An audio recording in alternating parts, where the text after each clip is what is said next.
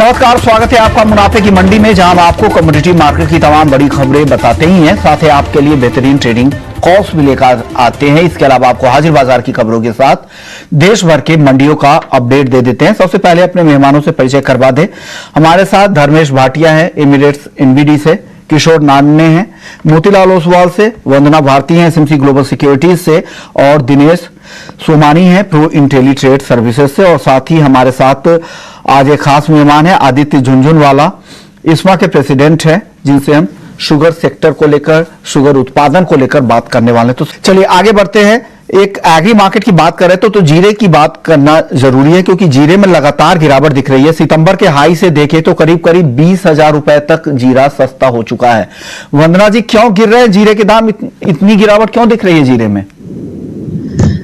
विश्वमोहन जी, दो तीन चीजें यहाँ पे काफी इंपॉर्टेंट मुझे लग रही है। एक तो अपना एक्सपोर्ट जो है वो यहाँ पे थोड़ा सा डल पड़ा हुआ है, और लगातार जब गिरावट आती है तो एक उम्मीद मार्केट में भी जो लिवाली है वो थम जाती है कि थोड़ा और करेक्शन आएगा, तब यहाँ पे एक बाइंग जो है वो यहाँ पे उभर के आएगी। तो मेरे ख्याल से 20,000 से ज्यादा तक की गिरावट हुई है, और यहाँ पे सीजनल डिमांड भी रहेगा और वेडिंग डिमांड वगैरह भी यहाँ पे आएगा।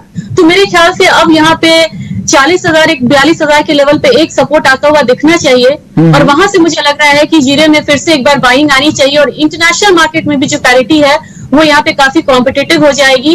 रही बात टर्की और सीरिया से, तो वहां का जो सप्लाई साइड है बहुत स्ट्रांग नहीं है, जो हम कह सकते हैं कि पूरा जो वर्ल्ड डिमांड है वो पूरा कर सकता है। तो मुझे लग रहा है कि गिरावट तो आ रही है, स्पॉट मार्केट पे भी एक डल सेंटिमेंट है जिसकी वजह से यहाँ पे गिरावट आ रही है, और मुझे लग रहा है कि आने वाला फ्रेश अराइवल आने में काफी टाइम है, तो फिर से एक बाइंग जो है वो बनता हुआ दिख सकता है करीब करीब 41-42,000 के लेवल पे। ओके, वंदना जी, आप क्या सलाह, आपको भी लग रहा है कि गोल्ड सिल्वर आज बेचना चाहिए इंट्राडे में? जी विश्वमोहन जी, दो तीन डेवलपमेंट है यहाँ पे। एक तो वॉर प्रीमियम थोड़ा सा कम हुआ है, डॉलर इंडेक्स एक बार फिर 107 से ऊपर की तरफ ट्रेड हो रहा है। कल काफी बढ़िया पुलबैक आया था डॉलर इंडेक्स में, और फोकस जो है अब यहाँ पे वॉर से हटके यहाँ पे आज और कल के लिए यहाँ पे रहेगा, फेड पे रहेगा, आज रात फैसला भी आ जाएगा। तो मेरे ख्याल से इन सब चीजों का एक ट्रिगर जो है वो देखने को मिल रहा है। इंटरनेशनल मार्केट की बात करूं, मुझे लग रहा है कि $1970 तक लेवल्स जो है नीचे की तरफ आ सकता है। अगर डीप हुआ फॉल तो 1965 तक देखने को मिलेगा। घरेलू बाजार में मुझे लग रहा है कि प्राइसेस यहाँ पे और फॉल दिखा सकता है, तो 60,750 के करीब यहाँ पे सेलिंग रिकमेंडेशन रहेगी। टारगेट बहुत बड़ा नहीं रहेगा मेरा, क्योंकि ओवरऑल अभी भी यहाँ पे प्लस साइड में है। तो 60,550 का यहाँ पे एक टारगेट होगा। स्टॉप लॉस लगाना होगा 60,825 का।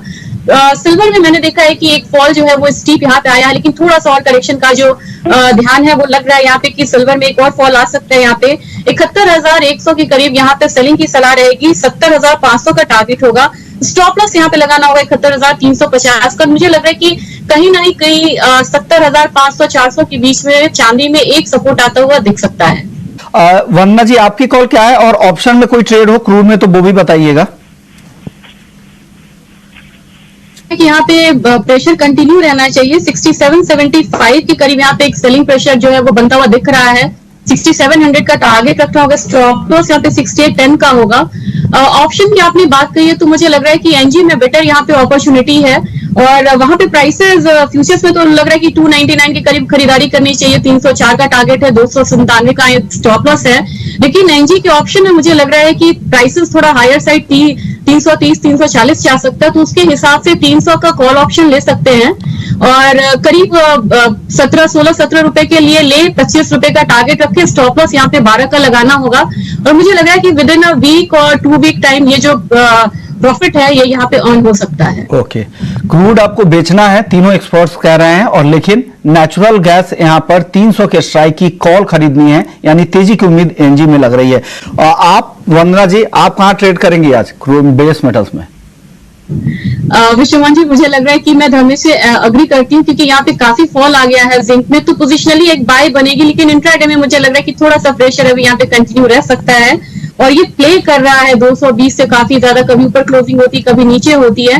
मुझे लग रहा है कि आज थोड़ा सा प्रेशर बनता हुआ दिख सकता है। 220 के करीब सेलिंग की सलाह रहेगी। 218 का यहाँ पे एक टारगेट होगा। स्टॉप लॉस लगाना होगा 221 का।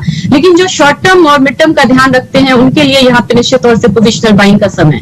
ओके, यानी पोजिशनली अगर आप ट्रेड करना चाह रहे हैं तो आप यहां पर बाई कर सकते हैं, लेकिन आज इंट्राडे के लिए 2 रुपए नीचे के टारगेट के लिए आप यहां पर बिकवाली करने की सलाह आ रही है।